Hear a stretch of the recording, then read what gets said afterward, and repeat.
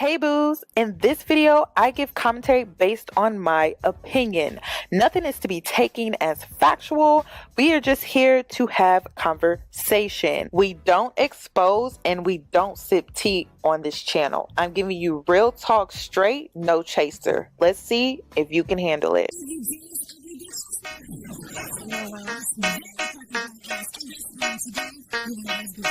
Cause I'm a boss. I haven't done anything for you to be proud of. Of course you have. You are marrying a man who can support you.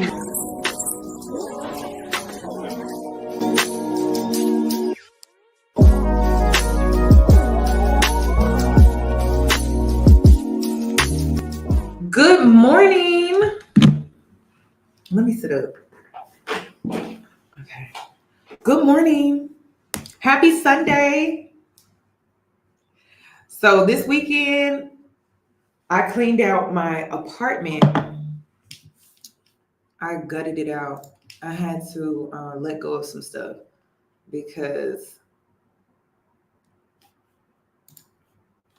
if you're ever wanting to welcome in new energy, you have to let go of old energy. So I went through my apartment, and if it's something that I really haven't touched in like 6 months, I don't need it, So I donated. And I had a lot of stuff to donate. Like, honestly, it was kind of sad. It was like, girl, why did you have all that stuff anyway? But it was just me not wanting to let go of things and me rationalizing. You ever rationalize like why you should hold on to something? When you got to rationalize, when you have to talk yourself into keeping something or someone, because this could be a person, that's when you know you should probably let that go. Because you got to talk yourself. And it's crazy. I was just going through my stuff and I was like, why are you talking yourself into keeping this? Why do you have to talk yourself into keeping this? And so I decided to toss it. So that's what I decided to do. I wanted to talk to y'all on Sunday because I was like, let me see if who would be up this early on a Sunday or who would be on YouTube this early on a Sunday. So if you've been like, the reasons I like to do this, technically we're in a new year. I don't know if people go according to that or not, but we are in a new year. So when fall comes and it's the fall harvest, you're welcoming in that new year already. I know most people don't go by that, but you can. I mean, energetically, you feel it, right? I feel it. I feel renewed in whenever fall comes. It's just something that I honestly feel, and it aligns with me. So this is like me starting the new year and just cleaning out my space, welcoming in that new energy. Thank you. Thank you so much, Sonia. That is so sweet. But today I wanted to talk about divine timing. When I first heard of divine timing, I thought divine timing was a certain year or something like that. I thought it was like a certain age that you reach. I thought it was just a certain space in your life that you reach, but it was based off of time. But divine timing is not based off of time because time doesn't really exist. The system created time, which we can even get into some conspiracy theories with why is it moving so much faster than what we're used to? And it's because time really isn't real. And because the world has shifted, we're still on the time that they created. And now it just seems like days are just flying by. Honestly, why does it feel like January was last week? Cat Williams' interview happened in January, y'all. Why does it feel like it happened just a few weeks ago? It doesn't feel like it was months ago. So sometimes we get caught up in the system's time of things, but really time is not. The time that they created is not real. It's just based off of the system. It's to create structure. It's to also create control and things like that. So yeah. I know, January. So I wanted to talk about divine timing. I have some notes here. So divine timing is about your internal experiences. And it's about you have to go through certain experiences in life for you to position yourself. Because this also ties in with blessings and manifestations, whatever you want to go by. If you don't go through certain life experiences, you're not positioning yourself to receive the blessing or the manifestation that you're looking for. So what I see a lot of girls struggling with when it comes to their manifestation is you're stuck, you're stagnant, you're stuck in a cycle. And that's why I did the last lunch break conversation, because if you haven't noticed, I'm all about forward movement. Like, I do not play. I don't feel like these discussions are worth anything if you're not seeing results. I'm big on progress, forward movement, and results. I have Aries and Mars. Come on now. Like, we are all about that action. And what is the point of having these discussions if you're not seeing any forward movement? So you will see me talk a lot about stagnancy. You will see me talk a lot about being aware that you are causing your own stagnancy, because a lot of times we like to believe that we're being blocked from certain things. And then there's this other, I feel like I have two collective groups where you are causing your own stagnancy. And then I have another collective group where you're waiting on an opportunity, but you are the opportunity. You are. You just need to break free of the routine that you're in. Your sense of feeling stagnant is just based off of you doing the same thing every day. You need to inspire yourself by switching things up a bit, spicing things up a bit. And then I have another group where you're just simply sabotaging yourself. You're holding yourself back. You're limiting yourself because you're waiting for things to change, but you're not making any changes. And so this weekend, I spent time gutting out my apartment because I wanted to welcome in new energy. I'm actually creating the space to receive new. And sometimes you have to do that. And so, like I said, I have one group where you're holding yourself back. You're not being blocked. There's nothing in your way. It's just you. So let's also talk about why you may be depressed. Because, and you know what's so crazy? I've always struggled with depression. When I was younger, I struggled with depression so much. And it's crazy that I don't talk about it as much because I struggled with depression a lot. And I think the reason why I don't talk about it like I used to, because if you've been following me for a while, I used to talk about depression all the time because that's where I was in life. Like, I felt like I was depressed. Now, what caused that? Because how did I go from being depressed all the time to not being depressed anymore? And the truth was, I hated my life. The truth was, I knew I was better than where I was in life. And because I knew I was better than where I was, it caused me to feel down. Like, it caused me to feel low vibrational, and it caused me to be in this dark space. And whenever I struggled with depression, the best way to describe it is it's like being in a sunken place and it's really dark and everything around you is dark and you have no motivation, you have no energy. You just sit and you like sit in it. And I for a very long time I sat in it, and I'm glad I did though, because I mentor and I always tell girls that if this is where you are and you're coming to me wanting me to give you a clear answer on how to get out of this, you're not tired yet. And maybe you haven't allowed yourself to get to that breaking point. It took me going and getting to that breaking point for me to get myself out of hell. And I had my breaking point, and that day was very dark. And I just remember how I just was tired. Like, I remember being in my bed. I remember I was bed rotting. Like, I didn't even know that that's what that was, but I was like bed rotting. And I was bed rotting like the whole weekend. I was binge eating, and I was just allowing myself to like just sink in that depressed state. And then I don't know what came over me, but I was just tired of it. Like, I was tired of the same routine, and I was tired of me being in that place because I knew I was better than this. Like, and that's the thing. I kept telling myself, like, you're better than this, you're better than this. And I was at my lowest, I was probably at my worst, but I just kept saying, like, you're better than this. Like, why are you allowing yourself to stay in this place and you're doing it to yourself? Like, yes, life and people can come in and disrupt things, right? But you have the power to change that. You have the power to get yourself out of this. So literally the next day after I had my breaking point, I decided to dig myself out of that dark place.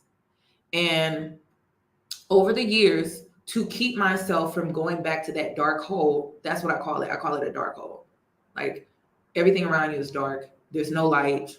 And it really took me not allowing myself to get that far in that darkness, because the darkest days was probably when I was in college and I was in my dorm room during that time. Like, it was very dark, pitch black, dark hole. But I've had other experiences with depression, like seasonal depression and things like that. And I never allow it to get to that point where it's really dark. Like, it's extremely dark where I am bed rotting. So there's different levels to depression. I feel there's like those depressive episodes where it's like extremely dark. And then there's those depressive episodes where you just have like a dark cloud over you, and then like it hovers a little bit and then it goes away. So that's what my depression experience has been. But I never want to get back to that dark hole, because that's when the suicidal thoughts came in, and I don't want it to get that bad. And I know how bad it can get because I've been there before. So when I was going through the seasonal depression phases, like where it would come and go and it would be like a cloud that would come in, my way of really dealing with that was trying to get ahead of it before it got bad, before it would get dark, before it would get to that point of suicidal thoughts. And so if I found myself in a routine and I knew, and that's another thing, part of beating depression is self-awareness, because you have to be so aware and you have to get ahead of it. And you have to get ahead of it before it gets too dark. And so prime example is, I know I'm depressed when I'm isolating.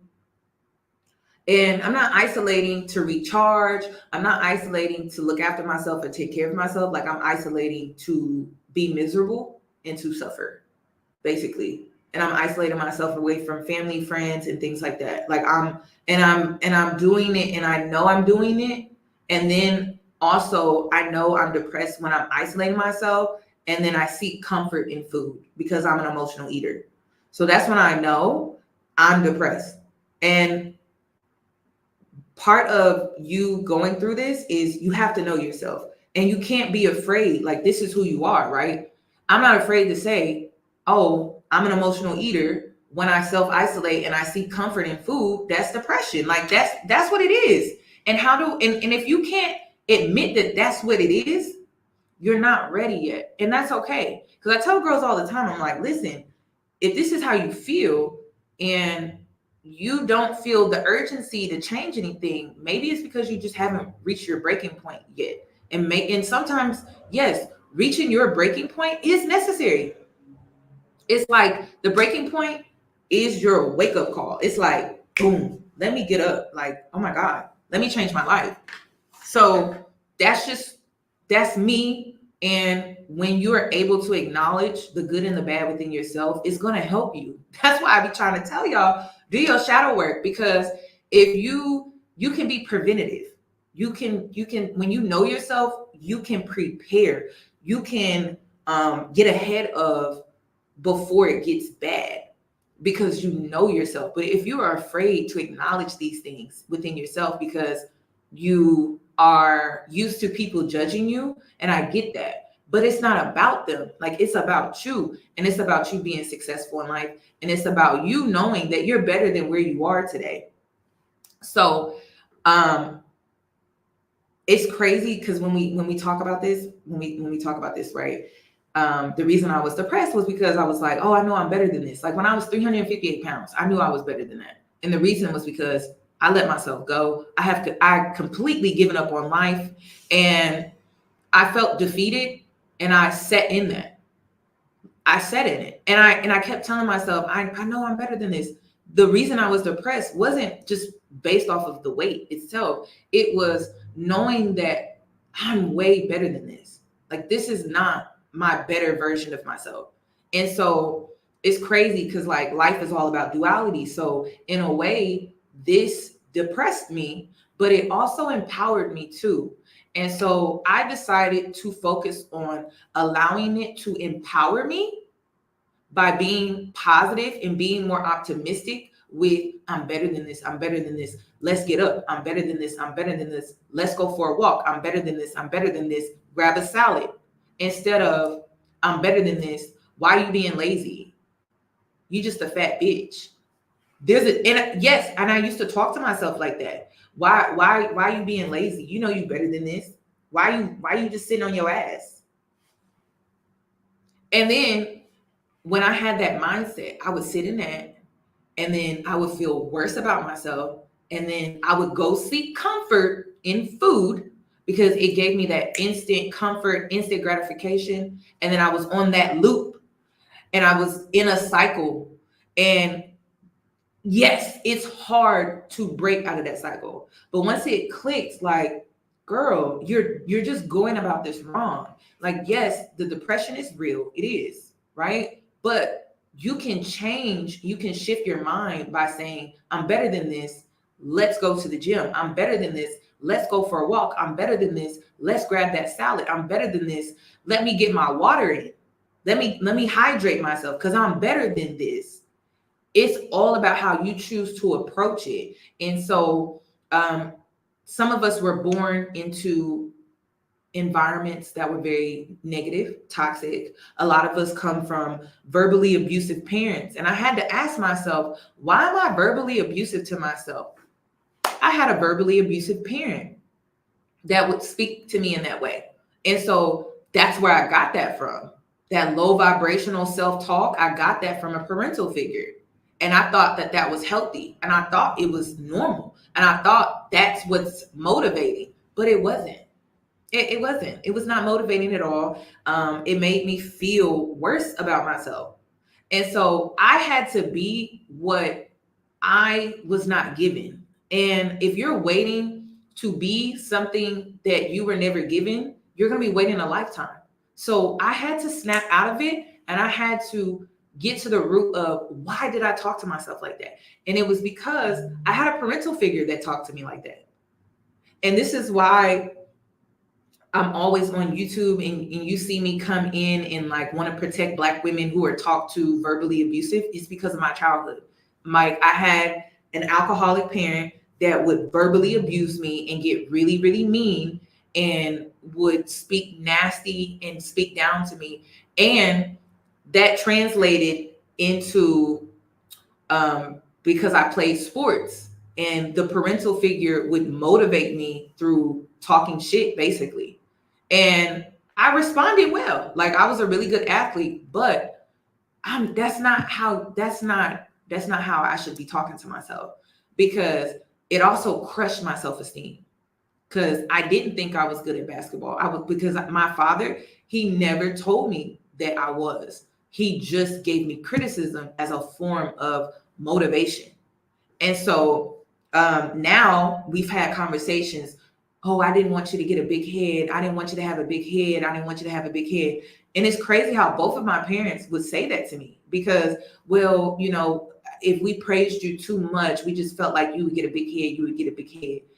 But it like literally did the opposite. It like crushed me. So I noticed I developed that negative self-talk through being verbally abused as a child. And yeah, so if you need to figure out, why do you talk to yourself like that?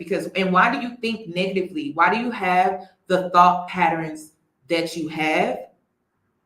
And if you're looking at your life and you're like, this is how I think, okay, and you don't like your life, it's time for you to change your thought patterns. Seriously. And your mind is where it all starts.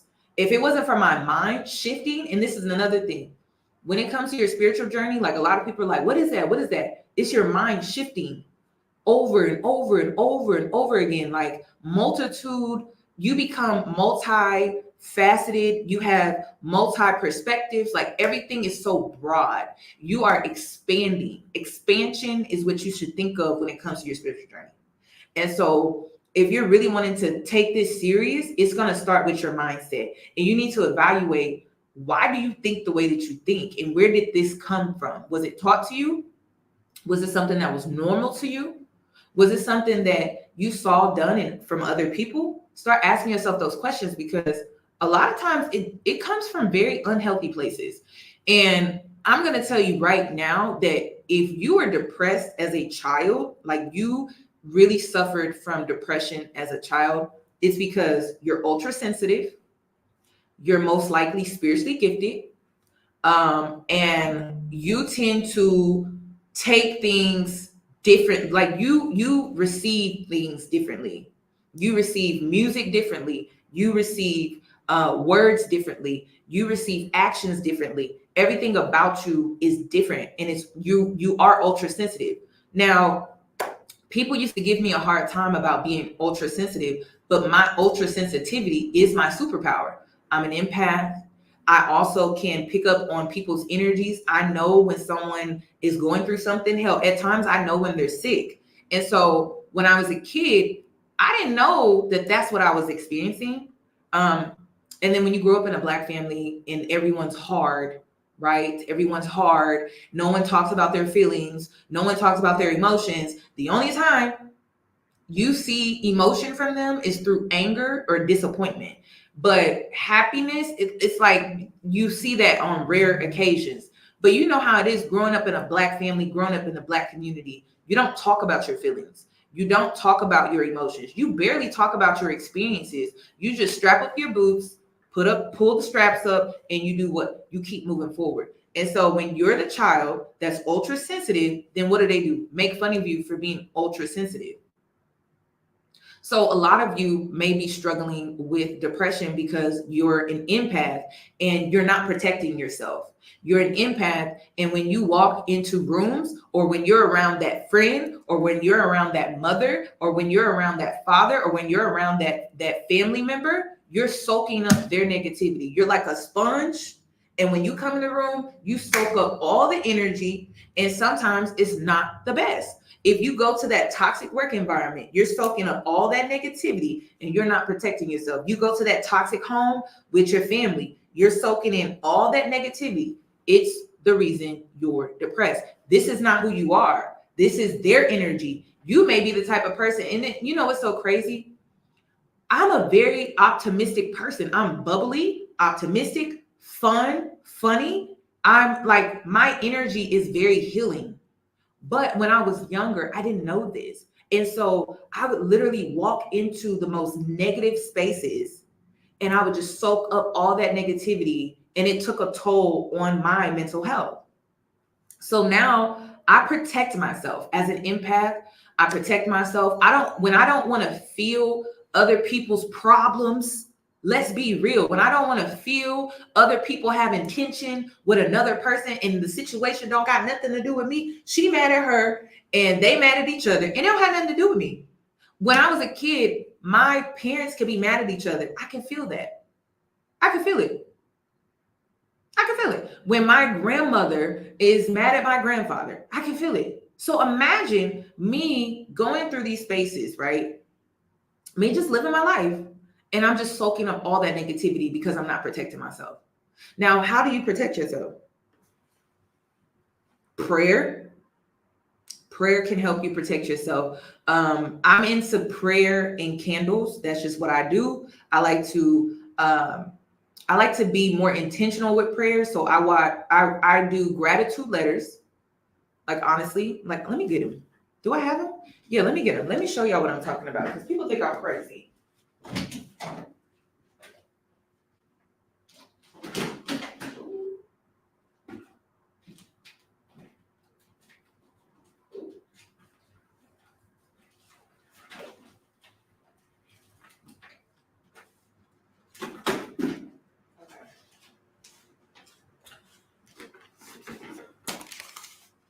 prayer. Okay, pray. All right. I like to write down my prayer, and this ain't all of them.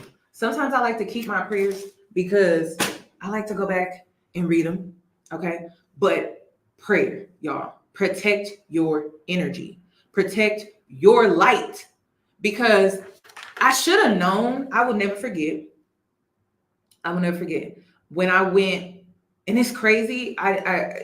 Your light has always been there. You know, I grew up in a toxic home, and I had scriptures in my childhood home. I wrote scriptures on my walls. I wrote quotes on my walls. I wrote motivational whatever on my walls. So when I went off to college, I left. And when I came back to my childhood bedroom, my mom, she sits on my bed and she's like, the home missed you. And when I was young, I'm like, okay, I'm thinking she's just saying that because like I went off to college and I was gone for a while and she just missed me. But now I look at the situation differently. And then recently, my mom, she said, yeah, I used to go to your old bedroom and I used to sit on your bed and I would just read the scriptures that you left up. And I'm like, really? And she was like, yeah. And she was like, I don't know. She was like, when you lived here, I never really paid attention. But when you left, and I wanted to like come into your room, she's like, I would sit on your bed and I would read the scriptures.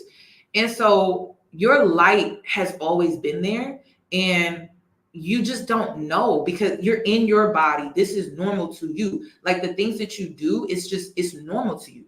Like that's just what it is. And so you don't really have the awareness that when you enter certain spaces, there's a light about you. And so it's crazy how I'm a very happy person. But as a kid, I was always depressed. And it was because I never protected myself. And I needed to protect myself from family members. I needed to protect myself from friends. I needed to protect myself from my work environment. And I just left myself spiritually not protected. And I struggled with depression. Now, the reason why I'm talking about this is because I haven't struggled with depression in years. And it's like, how did I go my whole childhood? And I mean, like, the earliest I could remember being depressed was probably 11. And I remember being in my room and just sitting, just looking out the window, just depressed. So I think that was the earliest age I can remember being depressed, was like 11 years old. Then I remember being depressed in middle school, high school, college. The things that have recently changed, things that I've done differently is prayer, candles and prayer. And then also another thing that I did differently was I started to spiritually cleanse my energy routinely. So, and I do this so often. I take spiritual baths all the time. And it's when you are really cleansing yourself. And then I also listen to different healing frequencies as well, because it's cleansing my frequency, it's cleansing my aura field, it's cleansing. When you're an empath, you literally can walk in spaces and you can be a light to others, but people can be dark to you. People can be of the dark to you. So you have to protect yourself and you have to cleanse yourself too often, because everyone is attracted to the light. And if everyone is attracted to the light, you eventually get dirty because not everyone comes to the light with the greatest intentions.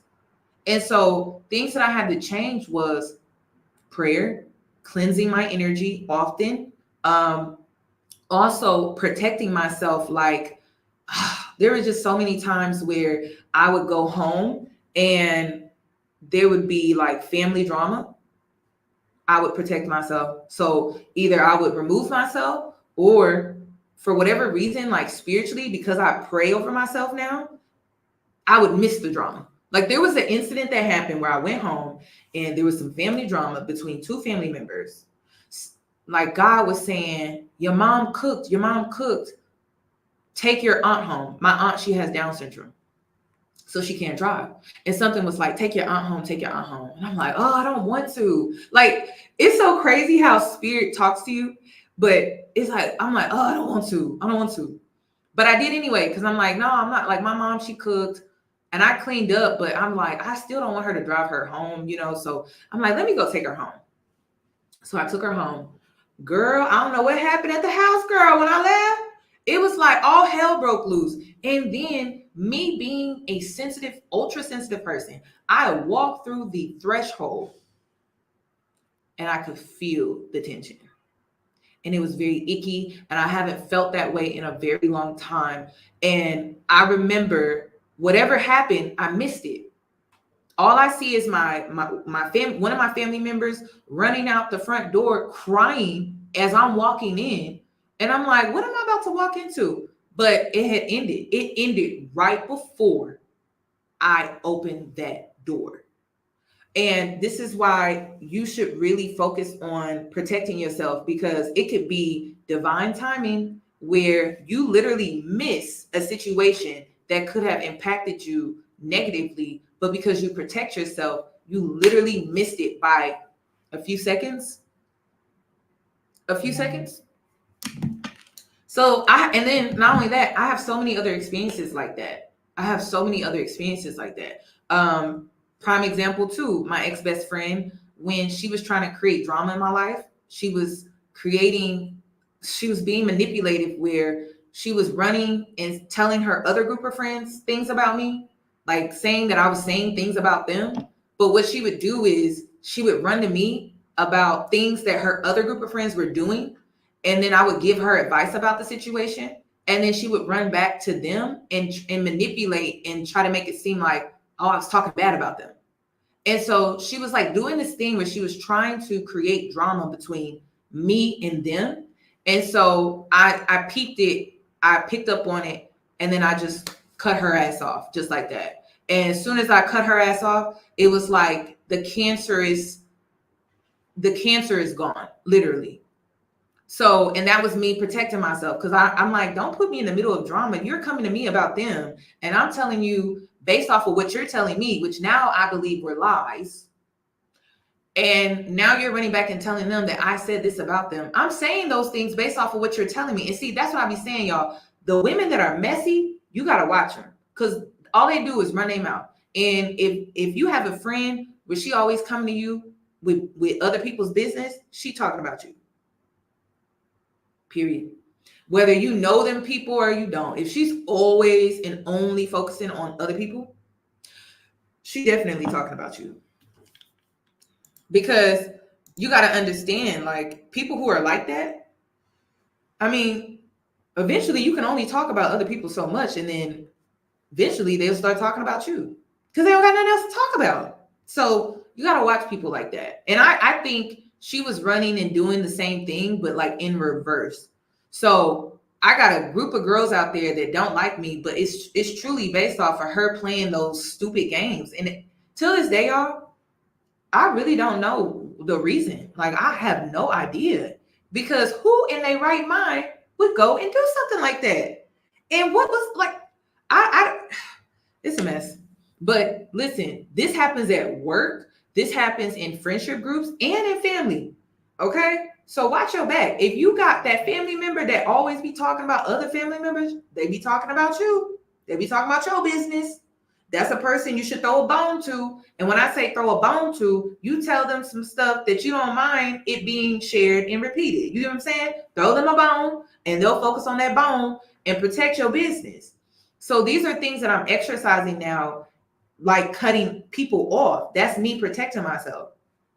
Y'all, the old version of myself would keep people in my life, and I knew they drained my energy. But I was like, oh, but I can help them. Or, oh, they just need me to be around them for positivity. There's a post that I just put on my community tab where it says, let me pull it up real quick, because I need y'all to understand this. If you are a healer, and I believe a lot of empaths are healers. I believe a lot of the women on my platform, people really, I believe you're healers, okay? But understand that just because you're a healer doesn't mean that you have to heal people by draining your energy. You should never be healing people in a way to where it leaves you in a lower energy. Okay? If that's what it takes to heal that person, That's a person that doesn't want to do the work themselves. You're not here. You were never created to heal people fully. And you're supposed to be like this empowered healer and you just touch people and you heal people. No. That will drain your energy, and it will drain your energy very fast. Very, very fast. And I have put myself in situations, relationships, and spaces where my energy got drained fast. But here I am trying to be helpful, trying to be a blessing, right? And why am I taking all of the negativity? Why am I taking all of this energy on? And then it's just draining me. Like literally the positive energy is like leaving my body. And then I'm taking on their energy and now I'm depressed. Or I'm irritated, or I'm tired, or I don't even want to get after it and like be creative or get after it and get after my passions. Another reason why some of y'all are stagnant is because of the company that you keep. They are holding you back energetically. They are. And the reason is because they take so much of your energy. You can't get started on that business. They take so much of your energy. You can't get started on that project. They take so much of your energy. You can't even think about a new idea because they took it from you. So you got to start protecting yourself. You do. You got to start protecting yourself. When I started to protect myself, that's when I was truly able to be authentic and I was able to truly step into my authenticity. And it's so crazy how you can freely give your energy away to other people and they can use it for their own good, or you can keep it for yourself and use it for yourself. But if you're going to keep giving your good ass energy to other people, it's going to keep you stuck. So you may be sabotaging yourself by giving so much to friends. Like I used to give so much in my friend groups. Like to my friends, I used to give them the shirt off of my back. I would give them the world. Like I would give them everything and I would leave nothing for myself. And then as a healer, what do? We self-isolate. When we're going through our problems, we don't even lean on other people. We go self-isolate and we're in our self-isolation, recharging and healing ourselves. So what does that tell you? That these people have the capabilities to do the same thing. Mm-hmm. Yep. That you don't have to, and healers, you go, you isolate, you recharge, you heal yourself. What do? They come to you, they come in your energy to heal. And then they take your healing and they take it from you. And then what do you have left for yourself? Nothing. You have to go isolate and really give yourself a lot of time and TLC for you to get back to your original state. So you got to stop doing that. Some of you are struggling with depression because you're doing too much. You're giving too much. And it may be your children. Yeah, it may be. It's like, yeah, you can give, like children, they need you, right? They do. But are you overdoing it though? To the point where you're not even able to show up better for yourself? Because that's when you know you're overdoing it. So you may have to step back a little bit. And I know, like y'all, I'm a very protective person when it comes to friends. So I can only imagine how I would be towards my child. You know what I mean? So I don't think this is an easy conversation to have where it's like, yeah, don't be giving all your energy to your kids, because I'm very protective. Like low key, I would struggle with not being the helicopter parent for real, because I'm like, no, don't do that. No, don't. But that may be a little obsessive. Like, are you giving too much to your children though? Like to where they're not able to kind of learn a little bit on their own, where they can, scrape their leg just a little, scrape it a little bit, just scrape it. It would be hard though. I know I would struggle with this as a parent. I know I would, because I know how I am. And then I think the number one thing that healers struggle with is, that you can heal them. So you're going to struggle with that. You can heal them, but is it going to mess you up though? Is it going to mess you up in the long run where you're depressed or you have anxiety or you're now at war with yourself because you didn't set the boundary? That's another thing that I've changed. I've been setting boundaries, y'all, and the anxiety has gone down.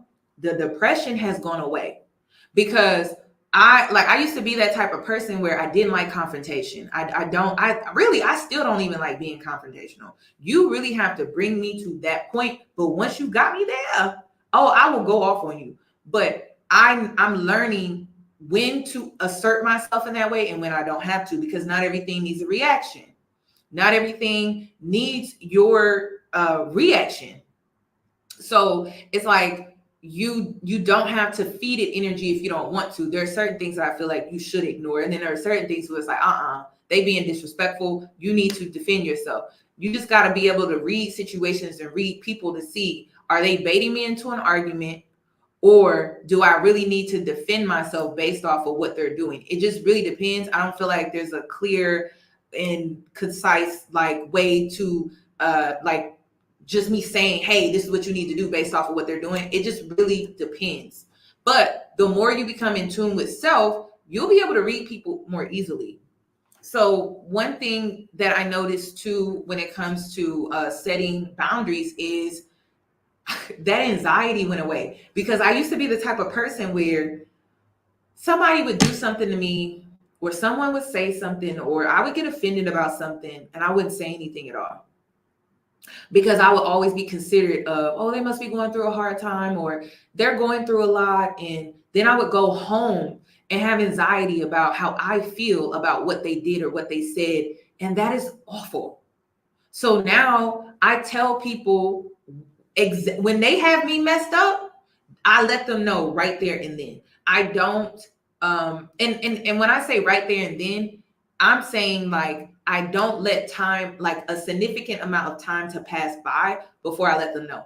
Sometimes I don't like to speak in the moment, because I don't want to just say something that I will later regret. So sometimes I go off, I reflect over what happened, the experience, the situation, and then I have a conversation with them, because I don't want to say something that I may regret, or say it in a way that's like super offensive. Sometimes I go back and I think about, well, how can I tell this person how I feel? And so I will let them know, like, this is how I feel about whatever happened or whatever like that. But I no longer allow weeks or months to pass by, and then like all I have is anxiety. And then here I am where I was done wrong, right? And here I am carrying the energy of, and the thoughts and the anxiety of what another person has done to me. So now I'm like, hell no, this is me protecting myself. I'm going to give this back to you, because I'm not carrying that with me to where I'm going to have anxiety, where I'm in bed like, damn, I wish I would have said this, or damn, I wish I would have said that, or damn, I wish I would have spoke up. I don't do that no more, because that was also what was causing my anxiety. Was I would overthink the littlest like situations and things, and then I would think about it and think about it and think about it and go over again, and then not even say nothing. So anxiety sometimes is you're not allowing yourself to speak. You're not allowing yourself to speak freely. You are holding yourself back. And because you're doing that, you are causing those thoughts up here to just go crazy. And it's driving you insane. Like, that's what's really going on. And so now I notice I still have anxiety because I have ADHD. I feel like ADHD and anxiety kind of go hand in hand. But it is not nearly what it used to be. It's not where I'm crippling myself when it comes to anxiety. So now I let myself freely speak. And also, I think some of you experience a lot of anxiety too, because you haven't addressed your trauma. Because your trauma is going to free some of that space up in your head. You speaking your truth is going to free a lot of that space up in your head. And then you also need a creative outlet where you can like express yourself. It's going to free up a lot of that space in your head. So this whole live is about really decluttering. And sometimes it's going to start with you talking, and you need to let it out. And if you got to be in your house, I mean, if you got to be in your house talking, I guess that's what you got to do. You could get a tape recorder. You could, and you don't have to post this type of stuff. You just keep it to yourself. I have a tape recorder. I have a journal. I have outlets. I never just suppress myself and limit myself to where I'm not allowing myself to freely speak. And so I used to, though. I'm like, oh, I can't say that. Or, oh, I can't. No, I can say it, but do I have to say it in front of an audience? Do I have to say it in front of this person or that person? Do I have to be around people? No, I can say it out loud, though, in my home by myself or in the shower. That's another place I like to. But we going to get it out, because we're not going to keep it up here because it's going to drive me insane. You get what I'm saying? So this live is about depression. This live is about anxiety. And it's also about divine timing. Okay. Sometimes in life, we go through certain experiences because it's supposed to get us to this particular place in our life so that we can receive what we desire. Your desires are also a part of your authenticity. You can't change your desires. They're in you for a reason. And it's purposeful. Your desires are purposeful. Don't get confused with desperation and desires. We already talked about that, right? But your desires are part of your authenticity. So you don't change your desires. I mean, they could shift according to lived experiences. That's real. But your desires really don't change. Like, they're there for you to get after it. But divine timing, like I said, it's all about you going through certain experiences so that you're aligning yourself with the desires that you have. And if you're self-isolating a lot, you're probably a late bloomer and you're taking your time, and it's going to be longer for you because you self-isolate so much. But divine timing is you have to get through certain experiences so you can get in, so that you can get in position to receive the desires that you have naturally. And it's part of your authenticity. And you have to allow yourself to go through that process. See, a lot of us feel like, oh, and you're talking to an avoidant personality. All right. I'm an ex-people pleaser. Ex-people pleaser and avoidant personalities, they kind of go hand in hand. Okay. If you haven't reached that level, if you haven't gotten to that conclusion yet, I'm going to give you the cliff notes. Typically, when you are a people pleaser, you also are, when you are a people pleaser, you also are avoidant because you are too busy people pleasing to deal with things head on with people. Okay. Also, oh yeah. Well, I can tell you now, sugar too. I forgot to talk about this. Thank you for commenting that. Sugar was, when I was heavily eating sugar, I was depressed. Like, I was probably my most depressed, honestly. I noticed my mental health got better when I cut the sugar, and I went from, and really it was me going from artificial sugar to natural sugar. So it's not like I live a life where there's no sweets. No, I do have sweets, but the artificial sugar is what I got rid of. And I went towards the natural sweeteners, because the natural sweeteners, I noticed they don't make me feel sluggish. They don't make me feel sleepy. That was huge. Like, the artificial sugars would make me feel so sleepy and so tired all the time. And that didn't help either. So thank you for mentioning that. So part of this experience too with divine timing is you have to go through internal experiences. And these are experiences that you are supposed to go through. It's part of your destiny. But you also have to go through different phases when it comes to these experiences, like letting go, releasing certain emotions so that you are able to align yourself and align your energy with what you're wanting to manifest, which I'm assuming are going back to your true desires, which is part of your authenticity. Okay. Now, if you are confused on what your desires are, it's because you don't know yourself, and you need to get to know yourself. How do you get to know yourself? You need to bond with yourself. You need to date yourself, and you need to create memories with yourself. And that's going to help you with knowing who you are and truly aligning yourself with your true identity. You have to go out, try new things. And it's really as simple as, and I always use this as an example. When you try new foods, when you listen to new music, you can decide if you like it or not. That shapes who you are. That shapes your identity.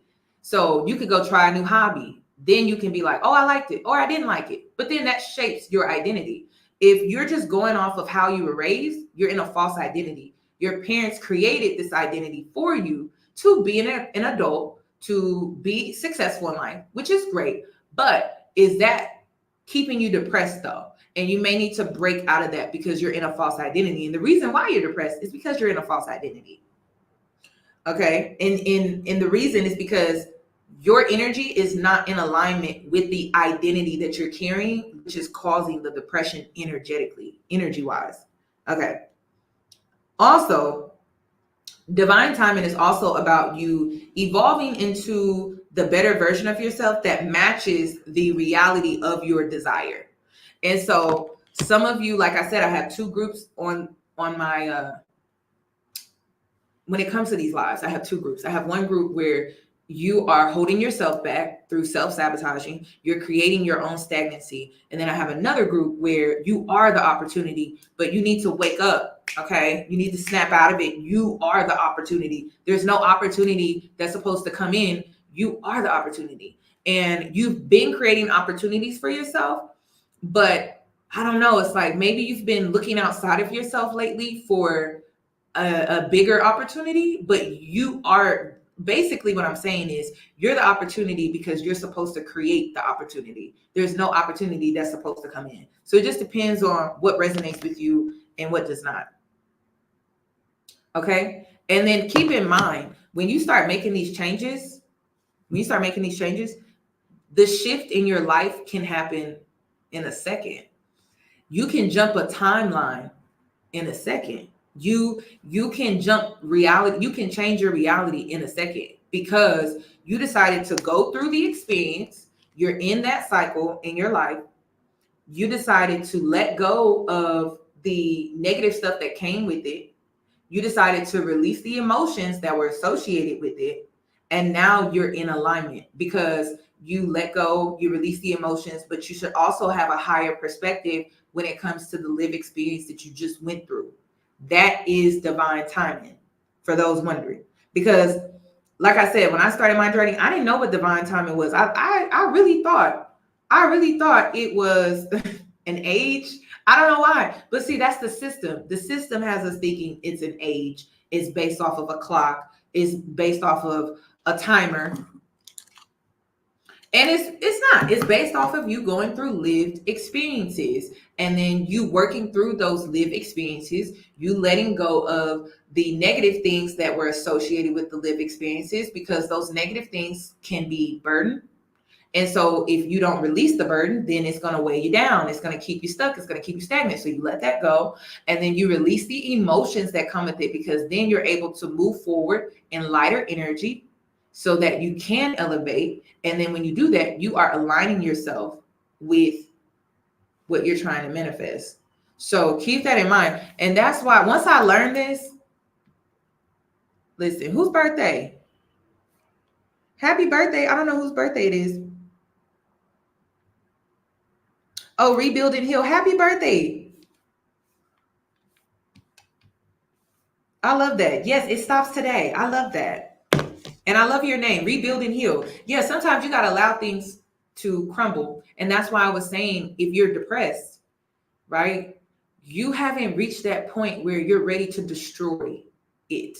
Like you're ready to cause you're ready to destroy what has been holding you in this space of depression. And so I have reached a breaking point where I was like, I'm tired of myself. Like, honestly. And I got tired of the same old. Like I had a routine when it came to my depression. I just got tired of that. Have you ever been so depressed you keep doing the same thing over and over again? And it's like you're on this loop and nothing new, nothing has changed in your life. And it's like you're in this mental prison. I call it depression. And it's like you have the power to break out of that at any moment. And that was the thing, was when I was depressed and I was in that dark space, I had suicidal thoughts and everything.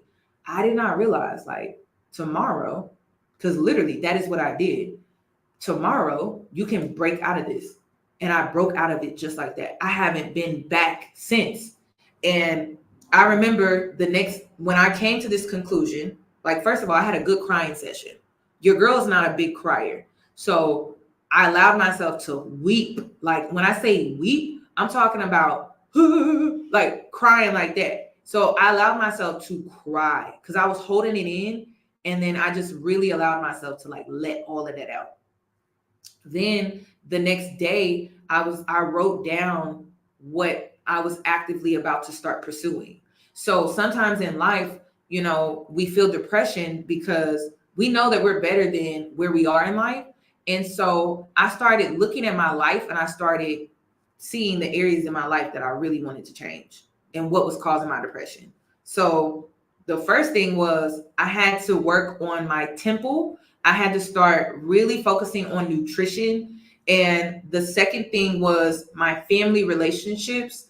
I remember writing my dad a long ass email, and I text him a long paragraph of everything that I wanted him to know about my childhood that I did not like.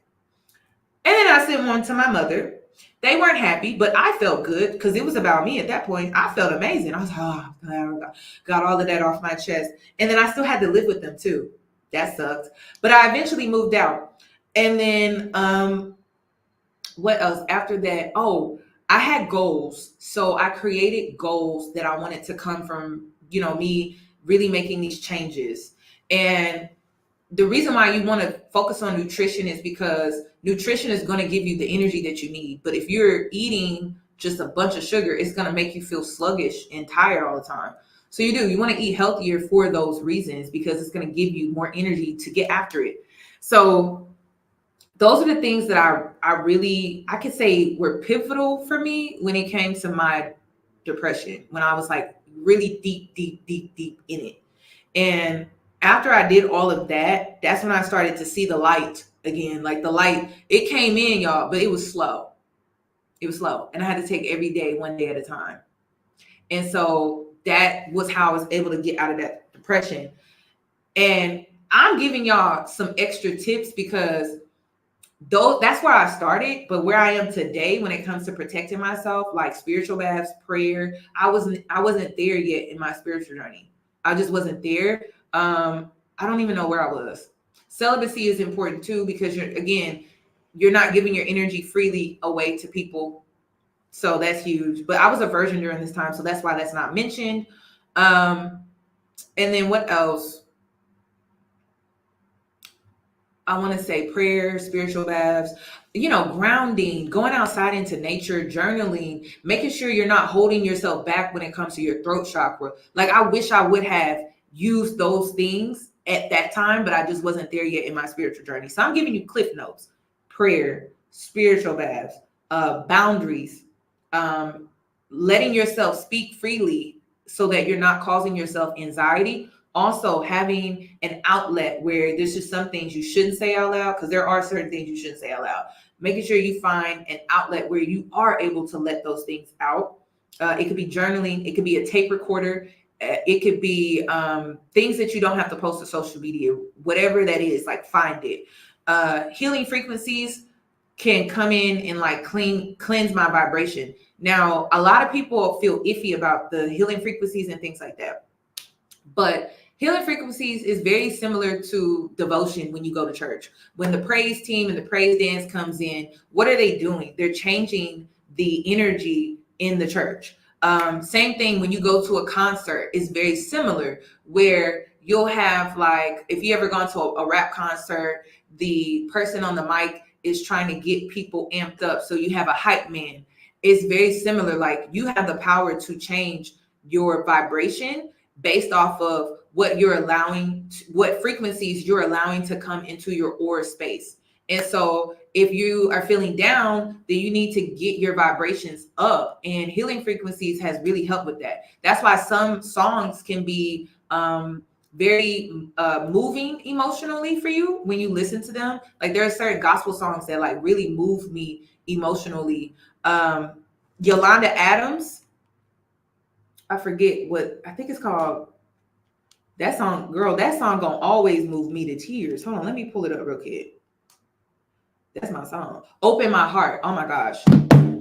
That song, it's gonna do something for me. I don't know about you. It's gonna do it for me. So it just really depends on what you're allowing into your vibration.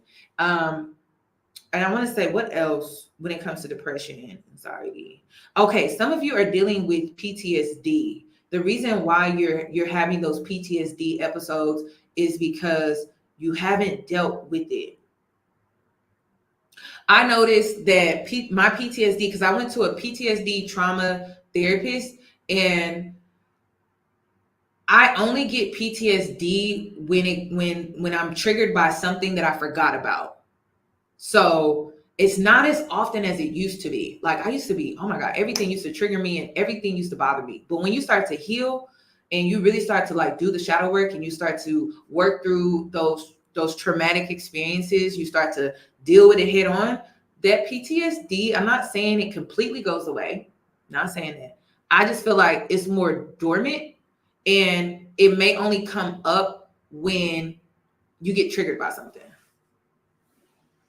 That's it. And then if you work on your triggers, it's not going to be as often. Or you may be triggered by something, right? But because you've been working on your triggers, it's not affecting you like it used to be. So it used to be like a full PTSD moment where you're spazzing out, because I've had that, where I just lose it because I'm triggered and I'm having a PTSD moment and the person is like looking at me like, what did I do? Oh my God, what did I do? And I'm losing it. And it's because I have PTSD. That person just did something innocently. It's not always intentional, innocently, and it triggered the hell out of me. And then the next thing I know, I'm like going off the handle about it. So if you are struggling with PTSD, you could need therapy, because I went to a PTSD/trauma therapist. And then you may also need to work on these things when it comes to your trauma. And then your trauma, there are two sides of it. The first side is you're traumatized and you need to acknowledge that. The second side of it is things are going to trigger the trauma that you went through, which is causing the PTSD. And you need to focus on first the trauma, then you need to focus on the triggers. And then I'm not saying you can get rid of PTSD, because getting rid of PTSD is like deleting your memory. And you can't do that. Well, you shouldn't do that. So it's always going to be like this lingering thing. I just feel like you can get ahead of it, or you can get in control of it, because you have the power within yourself to do so. I don't think it's just something that you can just completely just get rid of, because like I said, you have to delete your memory. You can't do that. Now, another thing that I changed was changing my circle of friends, y'all. Seriously. If you are feeling depressed, it could be your friendship group. And it could be that you don't feel like you can be yourself around them. You feel judged. They're always making fun or taking jabs, like those little slick remarks. They're joking, but the undertone is bully. It may be your friends that is keeping you depressed and is causing anxiety, because you're around people that are not allowing you to be yourself, where you don't feel like you can be yourself. But then also they're judging you because they make the slick comments, and the undertone is, on top is humor, but on the bottom is disrespect. Like the undertone is disrespect. So it could be your friend group. And I'm always tell you, clean up your circle. Because I'm going to tell you right now, if you are not where you want to be in life, or if you are struggling in life in any capacity, and you got a group of friends, you got a big group of friends, it's time for you to clean up your circle. Because you should not feel that way with a community that big. That's a problem. That is a problem. You should not be feeling that way when you have a big community like that. That community is not doing anything for you at all. They're not speaking life into you. They're not inspiring you. They're not motivating you. What are they really doing? Nothing. Just taking up space and draining your energy and causing depression and anxiety. And that's the thing. It's like either you're going to let your ship sink, or you're going to start throwing people overboard. And yes, sometimes it's cutthroat like that. Listen, you got to go. I'm sorry. This is not working. We're going to have to toss you over the ship. Because it's like either you're going to let your ship sink, or you're going to start tossing some things overboard what is it based off of, though? When you start tossing what is not needed on your ship because you don't want it to sink, you're going to start with the things that are not really necessary. It's not a necessity. So you got to let them go. And then that's when you are tossing people over the ship because you're like, my ship ain't about to sink. And sometimes it is cutthroat like that. And if they're not adding any real value to your life, you're not going to miss them. Y'all, that's what no one talks about. When you really start to clean up your friendship group and you really start to evaluate like the people you got around you, you start to realize they never did nothing for you. You do not miss them. You don't. People think I'm cold-hearted because I cut people off that I was friends with for a while. But honestly, when they started doing the funny stuff, and then I really started to evaluate the friendship to see if I should still keep them in my life. And I really thought about it. I'm like, they haven't done anything for me. I've done a lot for them. They can come to me with their problems. I've watched their kids. Like, I've done this and I've done that. I've been there for this milestone. I've celebrated them for this. And then when I looked and I'm like, well, what have they done for me? Because I was so busy being a friend. I never really, I don't do the tit for tat, so I'm not really paying attention to that type of stuff. But I started to look because I was trying to decide if I should keep that person. And then I realized, I was like, they ain't even done nothing for me. They ain't never really been there for me before. So when I cut them off, y'all, I swear, it was almost like, oh, I don't have to fix this problem. Oh, I don't have to be there for this person. Oh, I don't have, basically, I was cutting down the task in my life. Dead weight. That's it. And maybe that's why the ship was sinking, was because it was just overweight. You just had too much stuff on your ship. Literally, it can be something as simple as that. Something, and it's crazy. Yeah, it can be something as simple as that. And you need balanced relationships. Like, you need people in your life that's going to reciprocate the energy that you give. If not, then you're always going to have that ship that's kind of leaning to the side because you're not receiving back what you give. And it's necessary for you to function. Otherwise, you're just going to sink, literally. So I wanted to share this. Is it this one? Let me share this with y'all, because I came across this. Around a lot of energies that don't want you to be you. They don't want you to take the pictures. They don't want you to get dressed. They don't want you to have the voice. They don't want you to be the life of the party. Okay.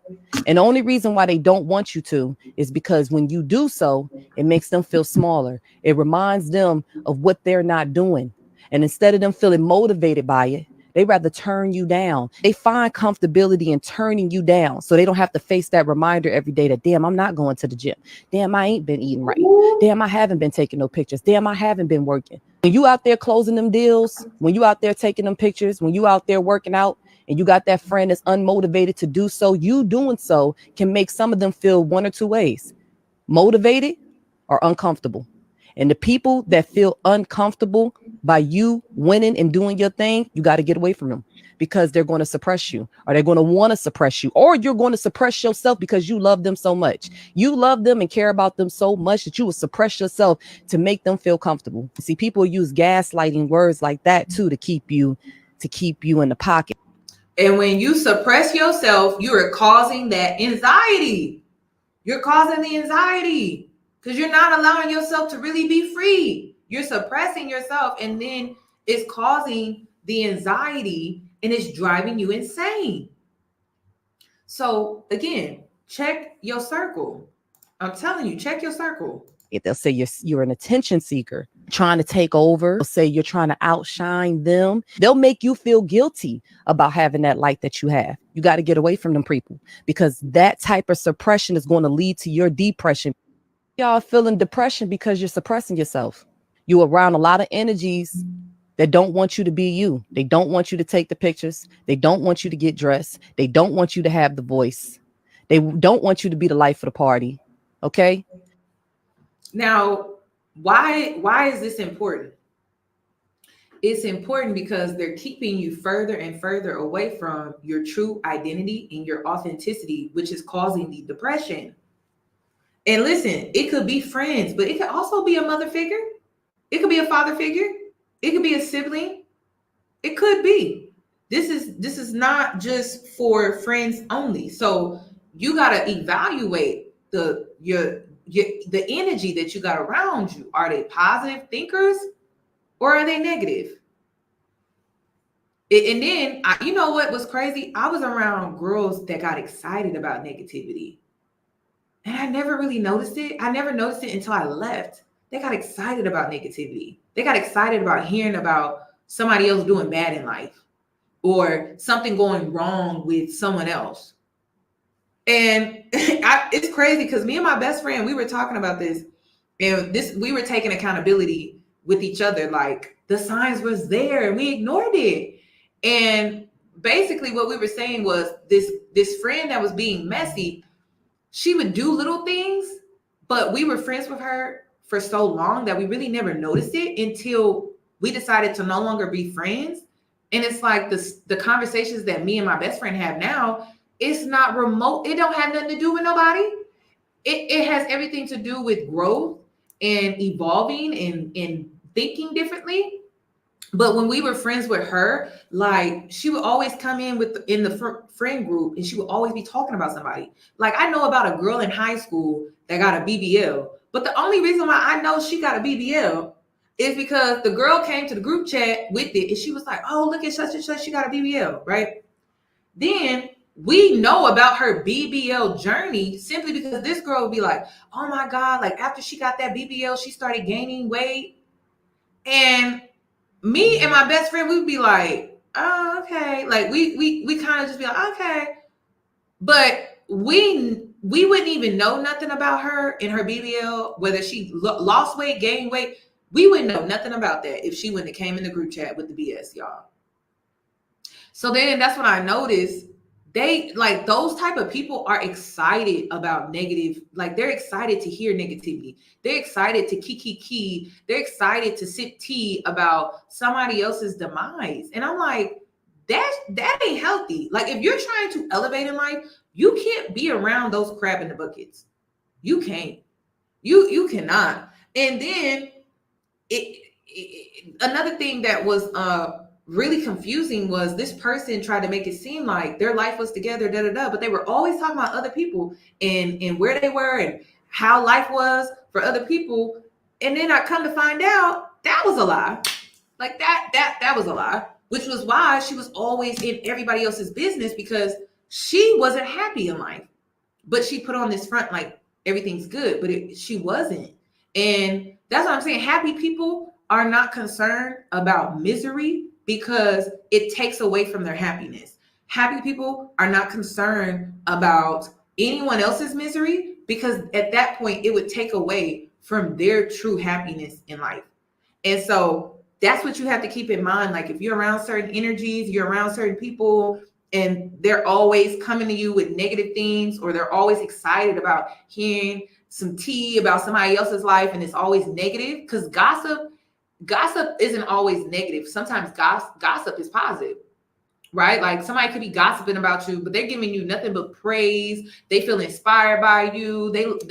They're supporting you and things like that. But then there's duality. Like I said, everything in life has duality, including gossip. And so there's the opposite of that where the gossip is just nothing but negativity, and that's it. So check your circle because, again, that could be causing that depression, and it could be causing that negative thinking, and it could also be causing anxiety because when you hang around people like this that are always negatively gossiping and negatively critiquing other people and just nitpicking at every little thing, you instantly feel like you can't be yourself around them because you feel like they will judge you because they're already judging all of these other people, right? So can you really be free around them and be yourself? No, because you don't even feel comfortable to do that. They're not the type of, and you shouldn't. You're not safe with them. You're not safe being your true, authentic self with them. And that's when you have to make the decision and choice is, are they worth keeping in your life? Are they worth keeping in your life? That's all you have to consider at that point. And then also, let me play this. For being self-abandoning codependents. That makes you a good woman. If you would give the shirt off your back to anybody, people are like, she's amazing. You'd love her. She would give anyone the shirt off her back. I want to be like, Betty, keep your effing shirt on. I'm like, why are we have no discernment? Or why would we give anybody the shirt off our back? And why would that be celebrated? So I think that part of learning about boundaries and being more authentic is understanding what your own preferences, limits, desires, and deal breakers are, and then having the ability to communicate them. But from birth, if you were raised as a woman, you're taught to not prioritize how you feel, what you think, and what you want. Most women are raised and praised for being self-abandoning codependents. That makes you a good woman. If you would give the shirt off your back to anybody, people are like, she's amazing. You'd love her. She would give anyone the shirt off her back. And this is why, y'all, I don't care about being good, because in this world, people take advantage of good people. Like, that's what they do. That's what they do. And I know I'm a good person. Like, I don't need to go out and prove that. Like, I just show up a certain way. That's all I have to do is show up. That's it. All I gotta do is show up, be myself. And I know I'm a good person, but I don't need to prove it. And sometimes we feel like, oh, we have to prove that we're a good person because we have to show people that, oh, we have to take the shirt off our back and give it to them. But what is that doing to you, though? And then would that person give their shirt off their back and give it to you? The world that we live in, they wouldn't. They wouldn't. So proving you're a good person, you are setting yourself up for failure. And you may be causing depression and anxiety. And for women, that's how they groom us. And I always talk about how men don't have to be morally right, but women must. Men have this thing where boys can be boys, but girls, you have to have higher moral standards because you're a woman, and that is just what is required of you. And then men, it's boys can be boys. The girl is going to be told that she needs to be pure and she needs to keep her virginity and da da da da. A man, oh, you can go out and you can sow your royal oats. But with what woman though? Because girls are supposed to be pure and they're supposed to keep their virginity and da da da. Again, this is going to cause depression. You trying to prove yourself to be a good person is going to cause depression, because you're going to go above and beyond to do so, because that's what is required when you are trying to show people that you're a good person. I don't give a shit about that. I am big on impact. And impact is if I had an experience with you, what experience did I give you? And when I say that, like just through conversation, through interaction, I don't need to give you the shirt off my back. That is ridiculous. So that's where I draw the line. And this is coming from a girl where I thought being the good girl, you got like this, you got this, you get rewards, you don't get shit. Like, you really don't get much being a good person. You actually get more when you set boundaries and you say no, and you don't take disrespect, and you don't allow people to walk all over you, and you speak up for yourself and you tell people the truth, and you don't hold back and then later cause anxiety and depression. You actually get more when you speak up. You actually get more when you just don't take it, because you require more. And so I've gotten way more from switching this identity, which was a false one, because, you know, I'm not going to say being the good girl is all bad, because it's not. When I was younger, I needed that structure. So I appreciate my parents for creating that structure for me as a young girl. But as a grown ass woman, it's a hell no. And that's the difference between girlhood versus womanhood. Good girl and girlhood benefits you. Get good grades. Don't go around and just give your body to these boys who really can't give you much. They can't, because they're not in the position to be able to do that. Take care of yourself. Pursue your dreams and your goals. Good girl and girlhood is excellent. And I'm going to give if I have a daughter or my niece, I want her to be a good girl. But I'm gonna also have that conversation with her when she goes from girlhood to womanhood. That's out. That's out. The groundwork, the foundation is there. It's great. You're good. But womanhood, people will take advantage of you. People will walk all over you.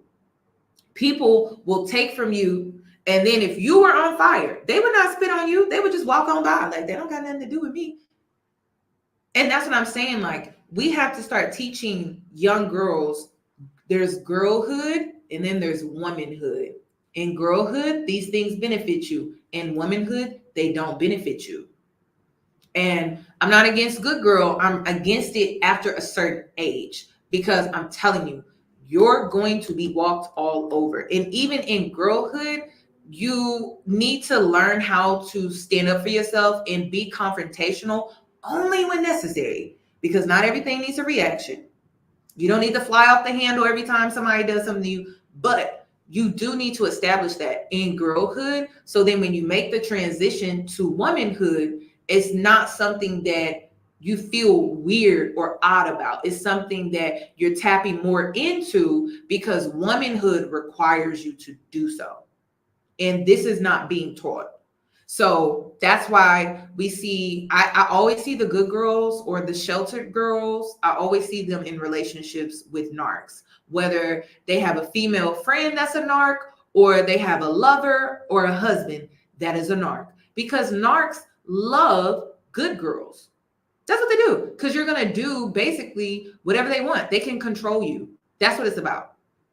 So when you're the good girl, you tend to attract narcissistic friends, and you tend to attract narcissistic lovers. And the reason is because, well, you're going to cater to them and they get to be in control. That's what it's about. You're going to cater to them. You're going to be there for them in ways that they can't get from a person that's more selfish. Because if you were more selfish, you had boundaries, you said no, you would be, a narc would be turned off by you because they can't control you. Narcs love people they can control. And if they can't control you and manipulate you, they're turned off by you. They're not even attracted to you. So make sure you're making these transitions, like from girlhood to adulthood. Maybe I should do a video about that, like girlhood versus adulthood and like what that looks like. Let me write that down. And I'll put that on my second YouTube channel, because I've been trying to think what I could talk about. Girlhood versus adulthood or womanhood, because they're not the same at all. They're very different. But it's not that everything that you learn in girlhood is bad. It just doesn't serve you in your grown woman era. You know, it just doesn't serve you the same as it once did. And it's crazy, like, especially Black women. We go from girlhood, and some of us had to grow up faster, but in other areas of our life, we were still a girl, right?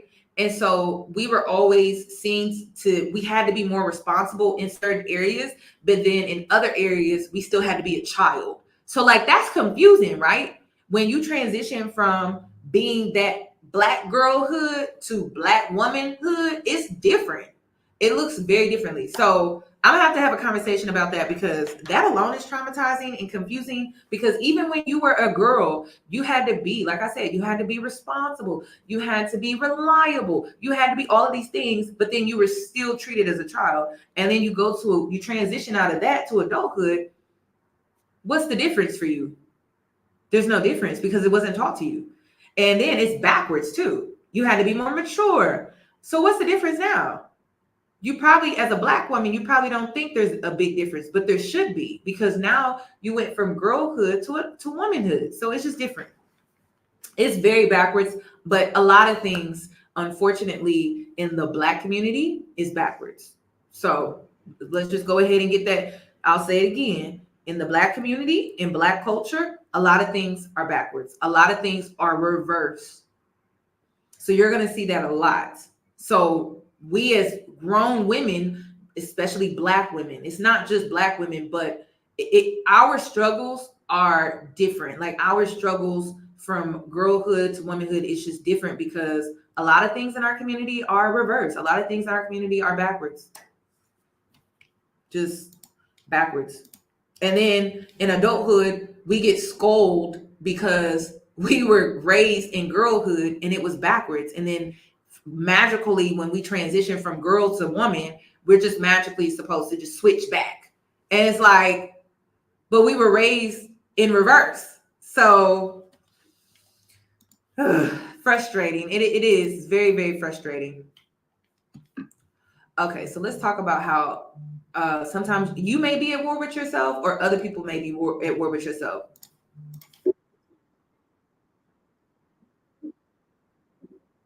Nothing to do with you. It has everything to do with them. It frees you from all sorts of energy, friction, stress, because you're like, oh, okay. I just want to know what happened or what makes you operate the way you operate. Because once I have understanding, it creates compassion because we all have stuff with us. Yeah. Once I have that level of compassion, I'm like, oh, okay, okay, cool. And you get to the point where you realize that what a person says, what a person does has absolutely nothing to do with you and it has everything to do with them. It frees you from all sorts of energy, friction, stress, because you're like, oh, okay. I just want to know. So sometimes we take on the burdens of other people because we choose to. So prime example is someone may be feeling a certain type of way towards you, and it may not be you. It may be them, but you're taking it on, but you're choosing to do so. You're choosing to do so. And part of it is you're not confident in yourself, and then you don't know yourself. So if someone comes to you and they are projecting or they're being reactive or they're triggered and they just basically just vomit on you, right? You have a choice on whether you're going to go and pick up that vomit or you're just going to step aside like, that ain't my vomit to clean up. That's yours. And this can come from a mother figure. I feel like I've seen this a lot with mother figures. I've seen this a lot with mother figures and daughter, like mother-daughter relationships where a mother will put so much on their daughter and it's not for her to carry at all. And we're not taught to step aside and be like, that's my mama's problems, or that's my mama's issues, or that's my da-da-da. We sit there as the daughter and just take it all on. And then we're carrying it with us in spaces that are not, like, it's not even for us to carry. And then it's shaping us into a false identity. And now, because we allowed that parental figure to put all of that on us, everything that they bear, they put it on us. And then we carry that with us. And then now we're at war with ourselves. But we're at war with ourselves because we decided to take on what they put on us. And you don't have to do that. Because what I've seen is sometimes people project their mistakes. Ooh, I've seen this with the mother-daughter wound. I had a friend and she was raised by a single mother, and her mother would literally, her reaction to how she raised her daughter was based off of her mistakes. And it was some Mommy Dearest type stuff. Like, if y'all ever watch Mommy Dearest is so hard to watch. Like, I watch Mommy Dearest and it's so hard. And I don't even like watching Mommy Dearest because it's so painful to watch, like what she did to her. But that's what I'm talking about, y'all. That's what I'm talking about. It's like giving some Mommy Dearest. Every mistake they're putting on you, and the way they're treating you, the way they're talking to you, the way they try to control different aspects of your life, they're putting that all on you because of their own mistakes. And because they haven't dealt with these issues, they're at war with themselves. And because they're at war with themselves, well, who are they taking it out on? You. Because you are a mirror of their younger self. You're a mirror of who they were at one point in time. Probably around the times that they were making those mistakes, you trigger them. And because they're at war with themselves, what do they want to do? Put that all on you. Stuff that you don't even know about. Stuff you didn't witness.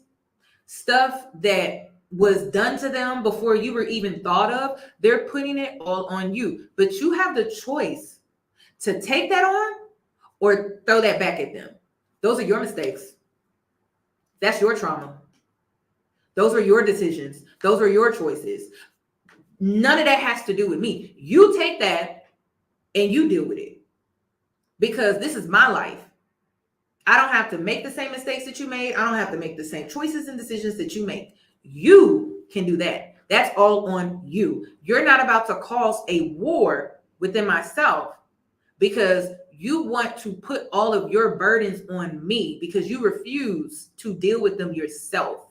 Because that's what this is about. But you have to have the awareness that that is what they're doing. Because then when you have the awareness that that is what they're doing, you can take what they are trying to give you and throw it back at them. And that's your way of protecting yourself. And it's an energetic thing. It's energetic. So I had a parental figure at the time. This parental figure would project their mistakes or things that they didn't pursue or things that they wish they would have did differently. They tried to like put all of that on me. And I'm like, no, you're not about to put all of that on me when this is about you. And instead of you working it out within yourself, you want to put it on me. And it's like, no, you didn't pursue that dream. It has nothing to do with me. You didn't make that decision. It has nothing to do with me. You didn't go after this. You didn't go after that. It has nothing to do with me. I have my own desires. I have my own life. I don't have to take on everything that you're trying to put on me, because instead of you being proactive in your own life, you're trying to create that productivity in my life. And this is my life. This is not, and that's the thing. You have to separate yourself. And a lot of times, if you were raised, and like I said, I see this a lot with the mother figure, the toxic mother figure. You have to realize, and sometimes it's hard to realize that, because at the time this was normal to you. Like the mother wound, like when I talk about this situation with the mom, it started when you were young, especially if you were raised by a single mother, because the reason is because like single mothers sometimes will say, my child saved me, or that's my best friend. So your mother will confide in you in ways that really certain things she shouldn't even be having conversations with you with at such a young age. But because she didn't have a partner, she came to you for everything.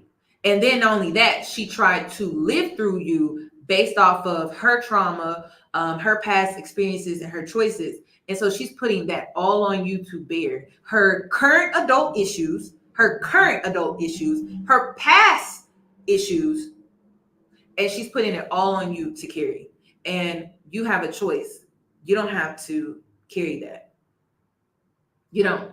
You can reject it. And you have the power to do so. It's you changing it's you shifting your mindset. First of all, you have to recognize that that's what your mother is doing. She is trying to control you in a way. And the reason why she's trying to control you in a way is because of her own past decisions and choices, her mistakes. And she feels that if she can be preventable, but it's toxic though, because she hasn't healed from these things. And so it's impacting you in such a negative way. It's causing you to doubt yourself. You struggle with making choices and decisions for yourself because your mother has always been that helicopter, and literally that helicopter that is just hoovering over you, like seeing, no, I wouldn't do that. No, I wouldn't do that. No, I wouldn't do. And it's because of her own mistakes. And she hasn't dealt with that. So she's trying to deal with it through you by being preventable. And it's very toxic. And I'm going to tell you right now, the only way you can really break free is you're going to have to separate yourself. And yes, your mom, y'all have the type of relationship where she calls you probably almost every day, which is unhealthy in adulthood. She probably confides in you a lot about different things that may be going on, like at work, with friends and things like that. Like you're like her surrogate spouse. And you need to separate yourself in order for you to have your own healthy relationship. Let's be real. And then your own life. Your own life. And this is going to be hard for you because she's going to guilt trip you. because she was there. Your father may not have been, or may not have been active, may not have made the same sacrifices. But hey, back to that ship, right? Are you gonna let your own ship sink, or are you going to start removing some people or some things? And for some women that are listening to this conversation, you may be able to create that separation. And then for some women, you may have to go no contact. It just depends on your relationship. And for you to really find true happiness in life, so you're not depressed all the time. And a lot of times that depression is the energy of your mother. What we really don't understand is the maternal connection that you have with your mother is very strong. And sometimes when you're that deeply connected to them, like a surrogate spouse, you may be carrying her depression. It may not even be yours. And so you have to be careful of that. So like I said, for some women, it may be distance. But if you know you have the type of mother, she doesn't respect boundaries, she's really big on control, you're going to have to go no contact. So it really depends. And this may be a hard process for you because your mom has also been there, right? She may have also been there for you, but it may have been false though, because her being there was actually manipulative. It was just her being there really was for control. But it was you thinking, oh, she's really there for me. But really, she's just being controlling. She's trying to control you. Okay. And this is me simply channeling, because I don't have this relationship with my mother. I've seen it. I know what that energy looks like. I know what it feels like. And it can cause a manic episode. It can cause, because I watched a friend go through it. It could cause a manic episode where you just have a nervous breakdown.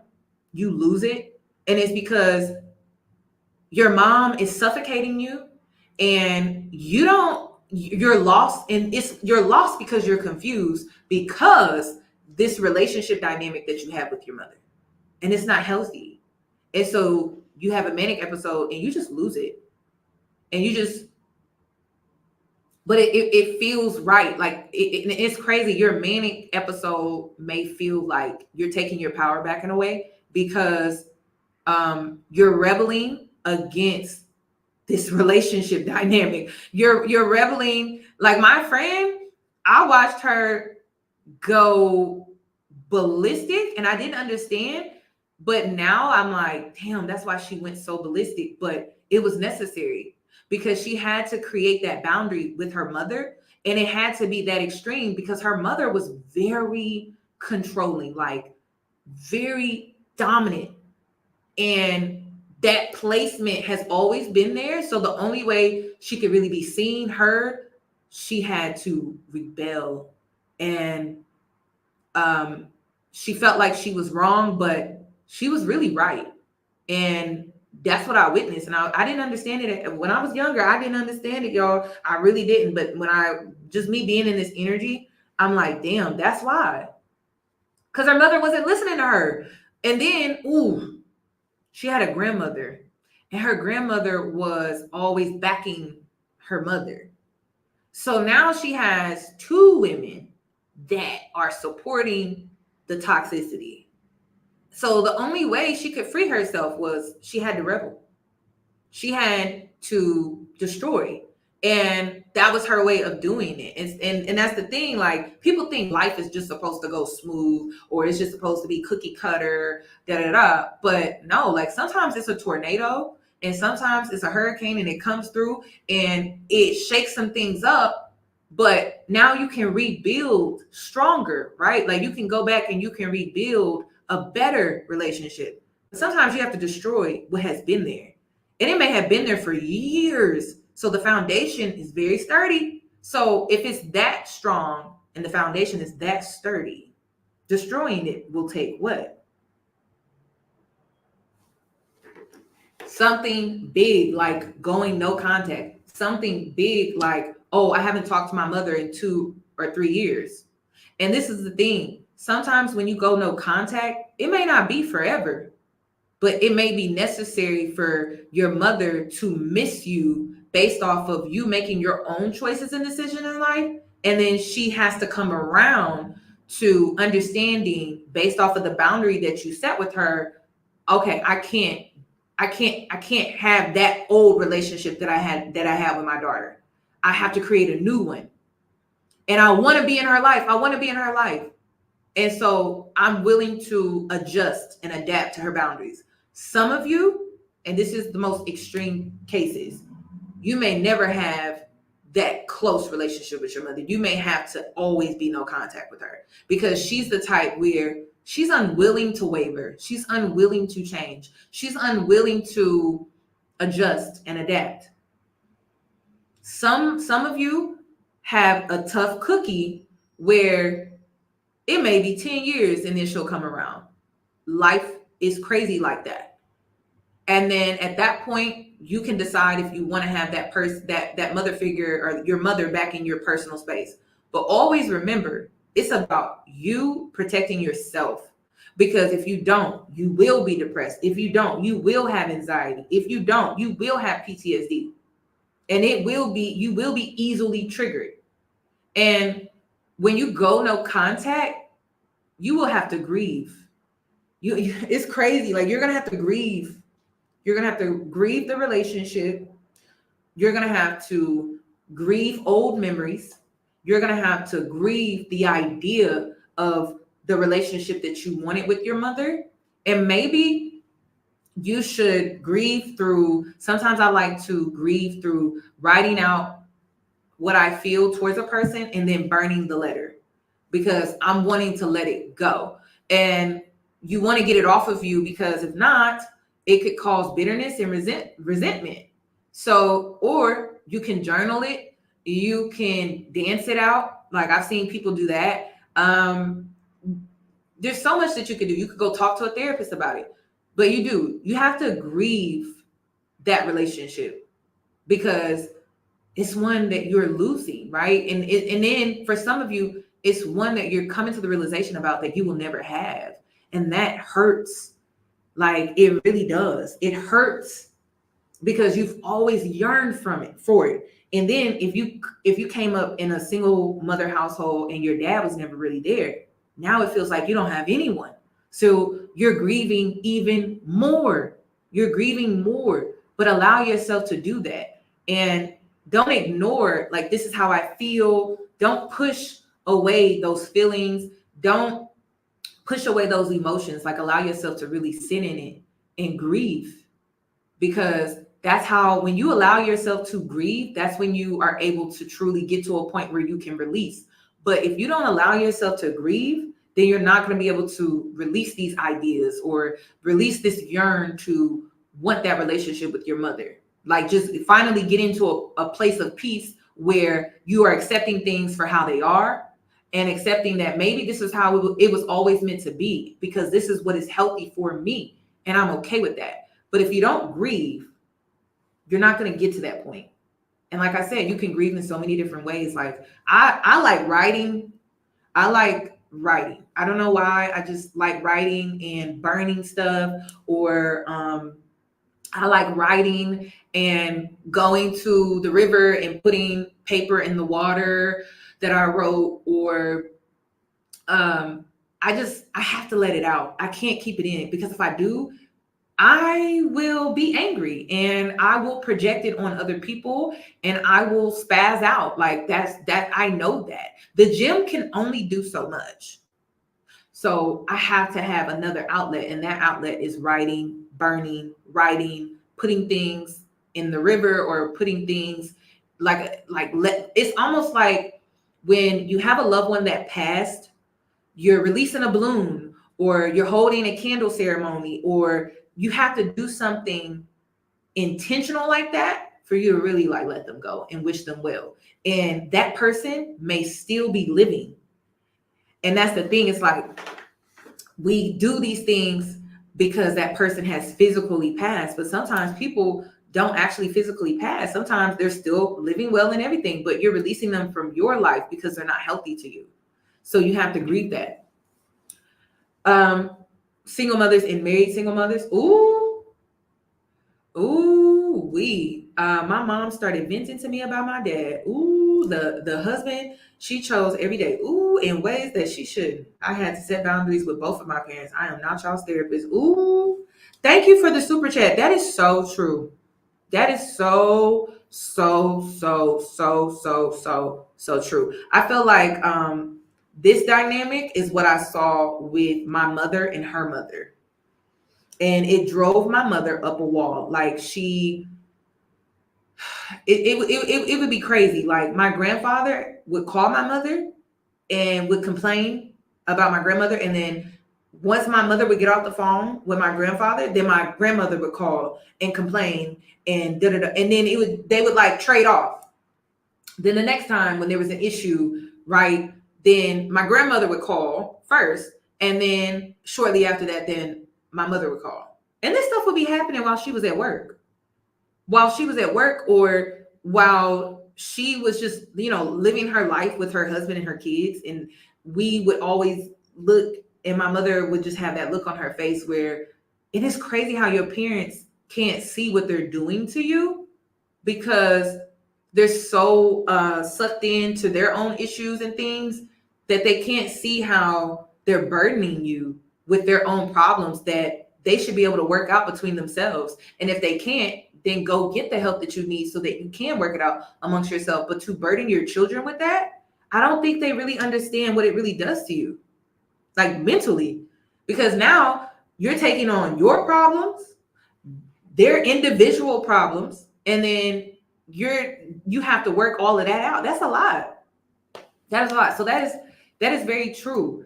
And again, like this situation, I guess, would apply to sometimes your parents are at war with each other and then they try to put it all on you. And like she did, you can reject that. Like, hey, no, do not call me about this or that. Like anytime there's a problem, don't call me about it. I don't want to hear it. So you can set those boundaries as well when it comes to your relationships with your parents, if that is the case. It depends. Everyone's situation is going to be different. This is a very large platform. So I try to keep it open for those that are still trying to figure it out. But let's talk about when you start to set boundaries, like people will try to make it seem like you are a bad person.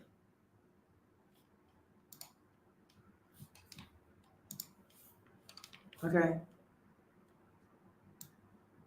Or you're not a kind person. You're rude. I have to think about it. I'm not a rude person. I'm not an unkind or mean person. I would never go out of my way or consciously try to hurt anyone's feelings or make them feel bad or uncomfortable or not be professional and do my job. I like my job. But I will continue to stand up for myself. And I'm never going to stop standing up for my right to be heard, my right to be treated respectfully and professionally in return, my right to draw boundaries. I am a strong woman, and I'm not going to apologize for that. I've heard rumors that you're very rude. What's your thoughts? I don't think I am, but I'm gonna be really honest right now. I'm not. I know I'm not. Yeah. I don't have to think about it. I'm not a rude person. I'm not an unkind or mean person. I would never go out of my way or consciously try to hurt anyone's feelings or make them feel bad or uncomfortable or not be professional and do my job. I like. When she said, I know I'm not, why was she able to confidently say that? Because she knows herself. That's why it's important. That's why when it comes to this journey, you have to start with self. You have to master self, but you have to know who you are first, because if not, people can easily manipulate you and be like, you're a bad person. And then you believe that. And all you did was set boundaries for you set boundaries with them, or you stood up for yourself. You defended yourself when it came to disrespect. And then they twisted it as you're a bad person or you're rude. And that's when you have to know, like, oh, no, I'm not. Like, that's not me. I would never, she said, I would never intentionally be rude to someone and make someone feel bad or uncomfortable. But some people will perceive you that way because you're setting a boundary with them. You're telling them no, Or they may perceive it that way because you're not allowing someone to just walk all over you. You're speaking up and you're vocalizing what you want versus what you don't want. And some people may feel like, oh, that's rude. Is it? So keep that in mind. You have to know yourself. You have to, and that's the thing. Knowing knowing you're a good person versus proving you're a good person is what the issue is. You just need to know you're a good person. But when you start to prove, that's when people are going to take advantage of you each and every time. So, and then you're not going to be good towards people all the time if you are setting boundaries, or if you're addressing disrespect, or if you are standing up for yourself, or you're speaking up and you're vocalizing what is okay in certain spaces and then what is not okay. So in career, it could be maybe you wanted to go out and venture off and like do this task, right? And it's a big load of work. And then Tommy is like, hey, can you take on another load? And it's like, and I see this a lot with Black women. It's like, hold on, Timmy, now, why you need me to take on this extra load when I have my own load and I was assigned this load of work, and now you're wanting me to add on your load or this load on top of what I'm already doing when the rest of the team only has one load and you're wanting me to take on two. Timmy, I'm not doing that. It's not in my job description. It's not in my job title. It's not a part of why I was hired here. Okay, so no, I'm not doing it. Now, would that be you being rude to Timmy? Some would say yes. Because you're supposed to be a good person and you're supposed to prove yourself. And you proving yourself is to take on that extra load, even though the rest of the team is only doing one. So that's what I'm saying. It's like, you have to know yourself, because the way society will try to paint you out to be this horrible person because you said no,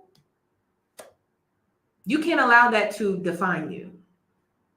You just can't. And you got to be okay with it too. Like, I'll be like, all right, I'm a bad person. I'll take it. But I'm not stressed. And Timmy, listen, I'm not doing that extra load of work. The rest of the team, either we all split it evenly, or you need to go ask somebody else. Because I'm not going to be here this weekend. My child has baseball or basketball or soccer or something. Something. I don't know what that something is, but it's something. Yes. Yeah, I believe, again, your situation really sounds like my mother's situation. The secret favorite child, your parents project on you horribly. Yes, they do. They project on you really bad. They project on you when it comes to your success. They take ownership of it completely. Like your success, they take all of that on. They take it on as if they was in class, or they got the degree, or they was the one that walked across the stage. Yeah, I know exactly what you're talking about. And honestly, I believe you're going to have to distance yourself. I feel like these are the type of parents where you most likely will have to distance yourself. You will have to create that distance. It could be you moving away. That helps. It could be you creating that energetic distance where you set boundaries with them and things like that. It just really depends. People who are good with their mom try to get me to just take to her or write her a letter, and I've gone, look, no contact for a reason. And that's the thing. Like, at the end of the day, when we have these conversations, you take what you need based off of what you feel is going to work for you. You can't listen to people outside of yourself. You have to validate yourself. That's why I'm always talking about self-validation, because what works for this woman over here may not work for you. And that's the thing. I don't want to project on y'all, like, just because it worked for me, it's going to work for you. No, like, some of you, I'm sorry, but you have horrible parents, similar to Erica Mena and Safari. If those kids will eventually have to go no contact with their parents when they reach a certain age, if they don't go through some type of major transformation. Because could you imagine? It's almost like those kids don't exist. And then, to be honest, like, when I spoke on Safari, I feel like he could take the kids on. But like I said, I'm like, he would have to drastically change his lifestyle. But I don't feel like he's just the magically better parent. I don't. Because he's full of himself, he's selfish, and he only cares about himself. I believe he is a narcissist. But it's very similar. Like those children will have to go no contact with their parents if they don't go through some type of major transformation. I just feel like Safari is more emotionally stable than Erica, because emotionally unstable women are very dangerous. Like they could just do anything. So I just feel like in that case, I feel like the kids should go with Safari with the help of the grandmother and the aunt. So, but that's why I asked in the video, I was like, have any of you been raised by narcissistic parents? Is this triggering you? Or is this similar to what you're going through currently right now when it comes to your parents? Because I feel like these children, they're babies right now, but when they get older, I just feel like they're really going to have to go no contact with both of their parents, because I don't feel like either parent really wants them. Because they're so, if you notice, Erica only wants those kids because she knows she can control Safari. So she uses them as like a pawn to negotiate. And then Safari doesn't want kids because he knows how much work it takes, and it takes away from him. It takes away from him being able to live his life the way that he wants. And so those children are not really wanted, unfortunately, in that relationship dynamic. They had those kids out of attention. They were on Love and Hip Hop, and they were really trying to sell this. We're getting married, we're having kids, They were really trying to sell it. And Safari wanted the family life, but he wanted it for all the wrong reasons. And so now that he's seeing how much work it actually takes to have a family, he don't want it no more. So I honestly, it's really sad. But I know that if Safari had the kids in his care, he would probably drop them off at his mother's or his sister's. So I just know that that may be the situation. So, but using Erica and Safari as examples of if those are your parents where you feel invisible to them, when they take things out on you, it's because of the other parental figure.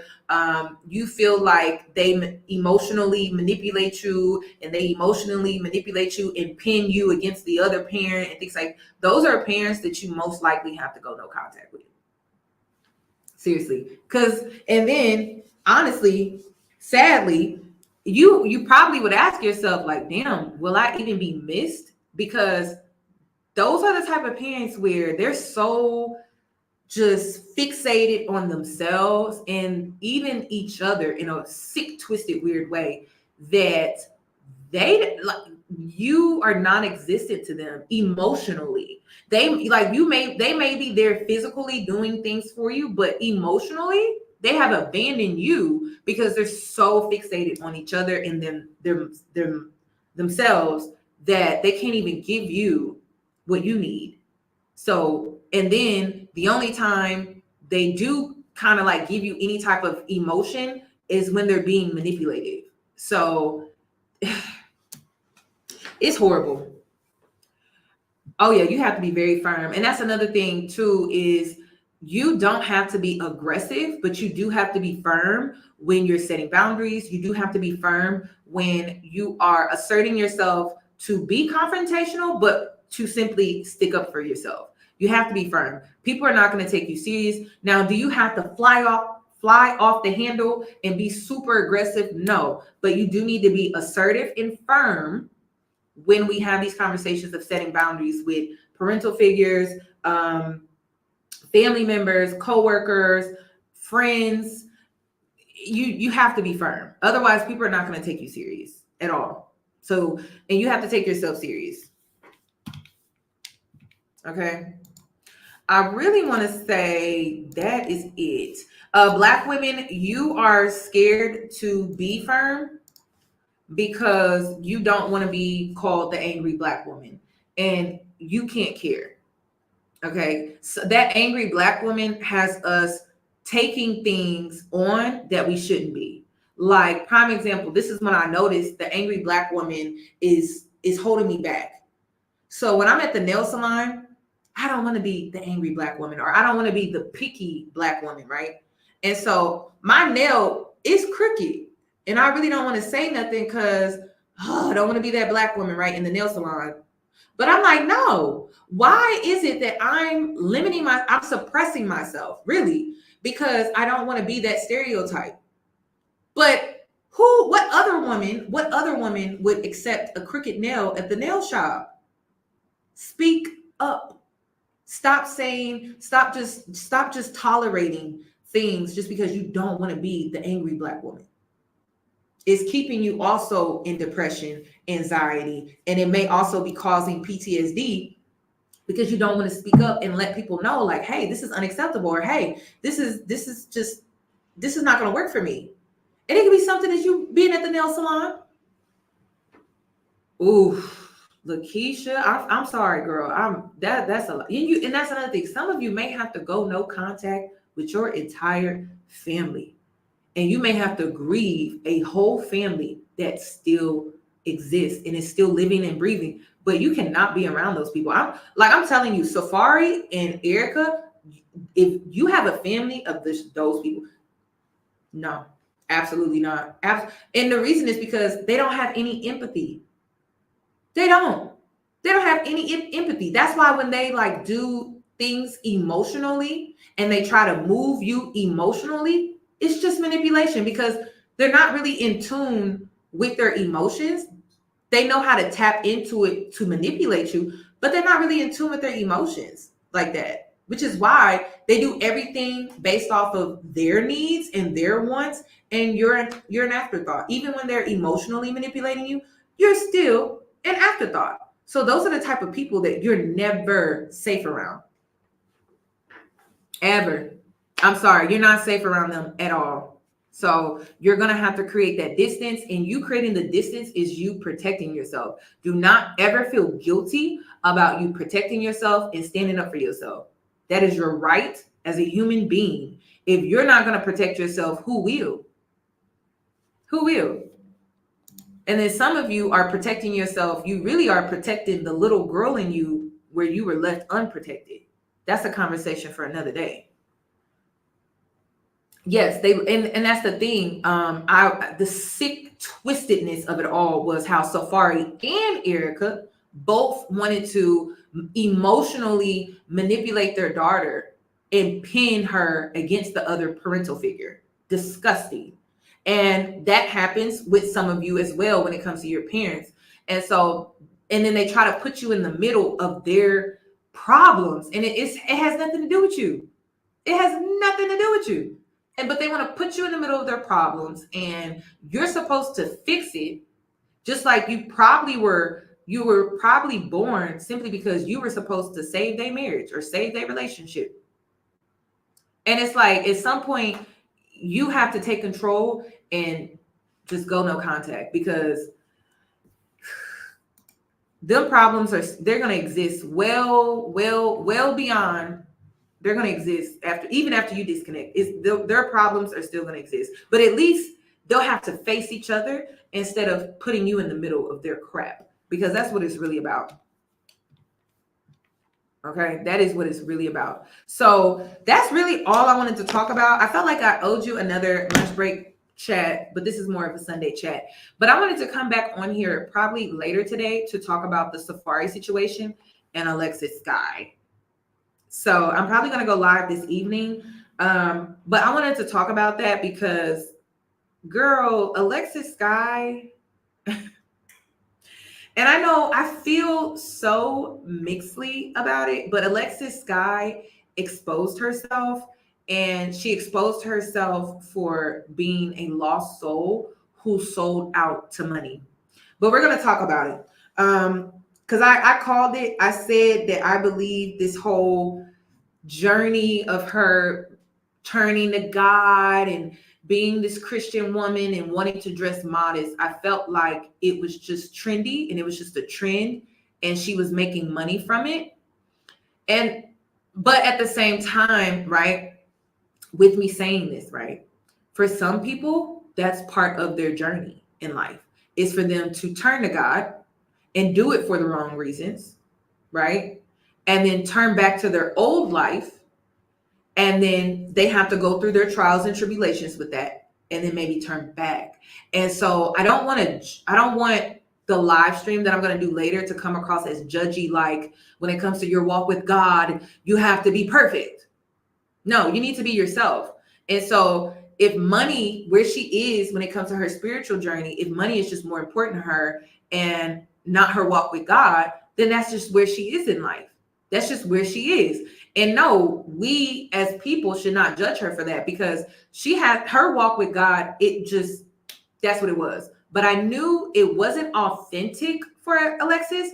Her turning to God the first time, it wasn't authentic to her, because it seemed there was no transition. She just woke up one day and she was just like, oh, I'm a woman of God and I walk with God, and there was no transition. Black China was real to me, because some of the steps that she took in her transition, because she had one, was some of the steps that I took.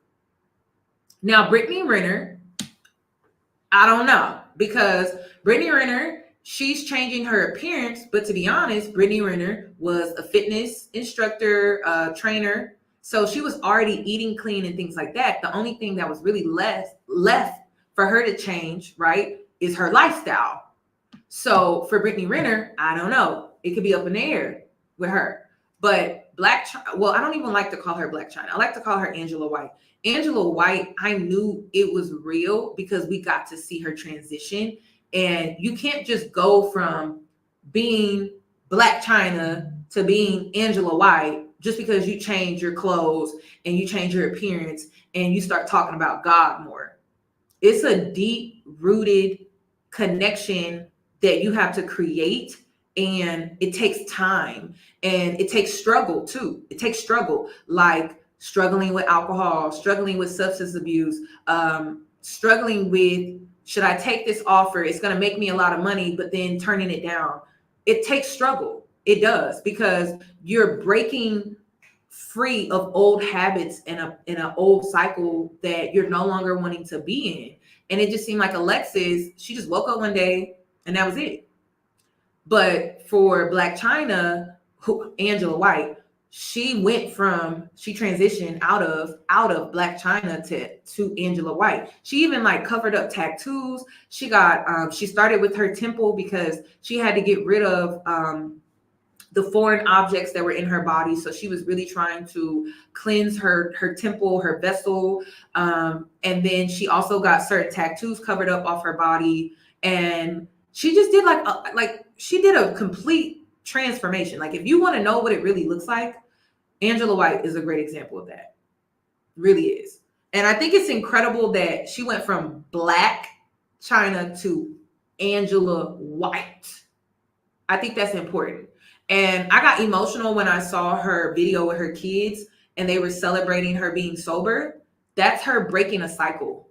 And if that's what you need to do, celebrate yourself. Like, seriously. And you should celebrate yourself. Even if it's something as simple as, I've been sober, celebrate it, because it's going to keep you steadfast and it's going to keep you going in the right direction. And Alexis, like I said, the signs to me were there, in my opinion. Like when she was on live and she was in the middle of mess with, who was it? Mandizis and Yandy. And I was like, I kind of knew then. So I want to talk about it more. So I'll try to come back on here and we're going to discuss, because Safari, he released a new YouTube video. And then also I wanted to talk about Alexis Skyy and her coming out about how she no longer wants to live that modest lifestyle, basically, and how she's supporting Trump all of a sudden, which is a big contradiction. But listen, it is what it is. So we're going to be talking about it. I'll see you later. If you don't know what I'm talking about, that's why I'm like, I'll see you later, because I'll have the video, the receipts. I have to have my timeline together. So we'll talk about it later. But y'all enjoy the rest of y'all's day. I got to go get some workout in, and then I'll be back later this evening. I'm shooting for 7:00 p.m. Central Standard Time, so we can discuss further the two different stories. You ladies enjoy the rest of your day. If there are any gentlemen in here, you enjoy the rest of your Sunday, and I hope to see you in my next one.